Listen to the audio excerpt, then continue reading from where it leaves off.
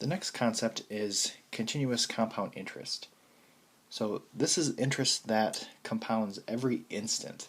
So it's actually compounding a lot more than the 365, which was the daily, which was the most that we looked at up to this point. But continuous compound interest is it's compounding continuously. So this is our formula, and you'll notice that we have the E here that we talked about before. So I want to show where this formula comes from. We really start with the compound interest formula, and I'm going to put the variables n and r, which we're already using, but in kind of our own way, we're going to put an n and an r here. Now normally we can't just put variables or introduce variables wherever we want, but we can here because if you look at like our exponent rules, power to power means you multiply. So here, if I'm multiplying these exponents, the r's actually cancel out, and you would just have n times t, which is what we have here. So because they would just cancel out and you would get back to what you started, we are allowed to introduce that n over r there. Okay, so I want to introduce another variable, m, and I'm going to let m equal n over r.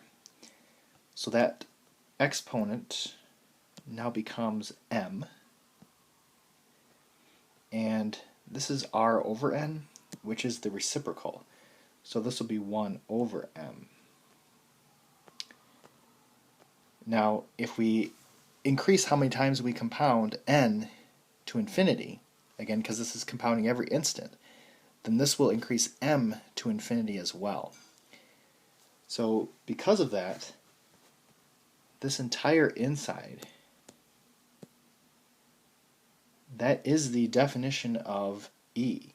So if you look back at our formula for E, this is what it was with a variable, or using m here, going to infinity. So I'm going to replace the entire inside. So the entire inside, I'm going to replace it with E.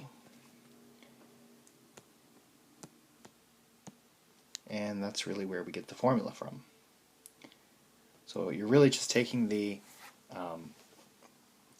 existing compound interest formula, kind of manipulating the variables a little bit, but then just increasing the number of compounds to infinity.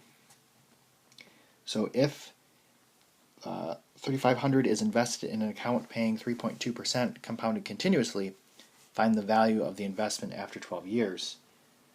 So I'm looking for my future value. I know my present value is 3,500. I know my rate is 0.032. My time is 12. So my formula is 3,500 times E raised to the 0.032 times 12. So I'm using my new formula.